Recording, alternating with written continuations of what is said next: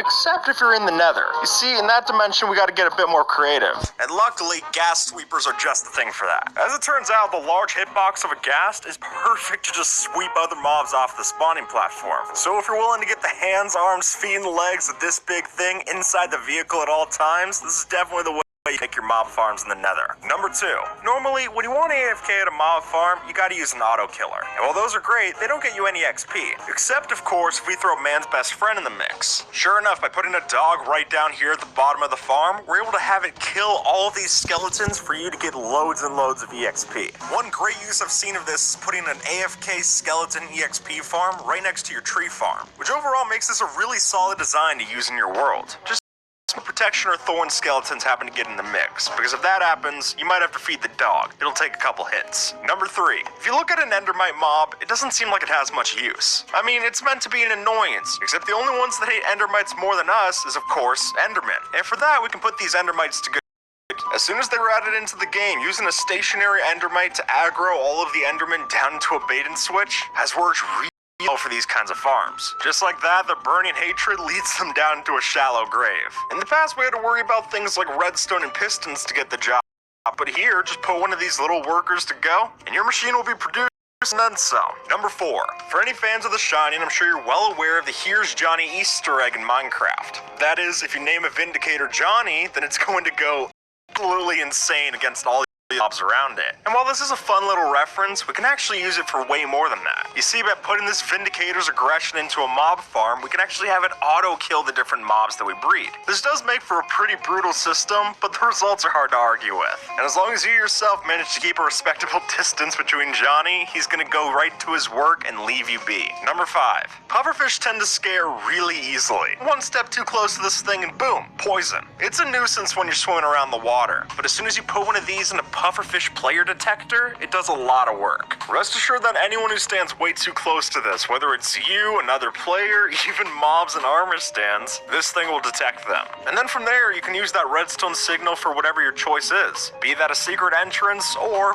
more likely, a secret trap. It's really startling to see how much damage you can do with one of these systems. Number 6. If you're gonna be settling down in Minecraft, then mob proofing is an essential part of your base. And while placing down a couple hundred torches is great for getting rid of things like skeletons, creepers, and zombies, as anyone knows, the light level does not matter when it comes to phantoms. Even getting something like a mob switch doesn't turn these off, so how do you get rid of them? Well, if you're looking to enlist a feline force, then you can actually use cats to keep away certain mobs. Just like that, any phantoms or stray creepers that try to wander near your base are going to be immediately deterred. And plus, it makes for a lot cuter of a defense than all the other options I've seen. Number 7. Getting music discs in Minecraft is kind of a toss-up. Either you find them in a chest, or you spend way too many nights trying to get a skeleton to shoot a creeper dead. Both work, but there's actually a simpler option here. You see, if we actually take that same skeleton and take it right underneath the creeper farm, then we can use that undead mob to get us all the different kind of record drops that we need. And since building a farm like this is mainly going to produce us some creepers, that's going to be a lot of music discs coming into your chests, putting you one step closer to getting that full music disc collection, and the skeletons one step closer to redeeming themselves. Number 8. Powered rails are a lot of fun to ride around in Minecraft. But if you don't have a lot of gold and redstone, they are pretty costly. So if instead you're looking for the poor player's option, then there's no reason you shouldn't put a saddled pig right in a minecart. Just hop on the back of one of these things and soon enough you're going to be putting pork power to use, getting you going just about as fast as powered minecart rails anyway, making this a pretty solid way to get around, even if it is a little silly looking. But who knows, maybe that's just another plus. It's really just depending on how you see it. Just make sure you're ready to put in the time to learn how to use one of these things. Number 9. Horses are a lot of fun to ride around, but as soon as you take one to a body of water, you know you're out of luck. I mean, if you're ankle deep, you're fine, but that's the most you're gonna get. Unless, of course, you manage to luck out during a thunderstorm, because then you can get a skeleton horse. And folks, with one of these skeletal steeds and the right amount of potions, you can actually travel underwater riding a skeleton horse. It's a weird form of travel, and I definitely don't see it happening much, but really, how cool does it look to just go down down in the depths of one of these things. If nothing else, just take a screenshot of yourself and put it on a metal album. Number 10.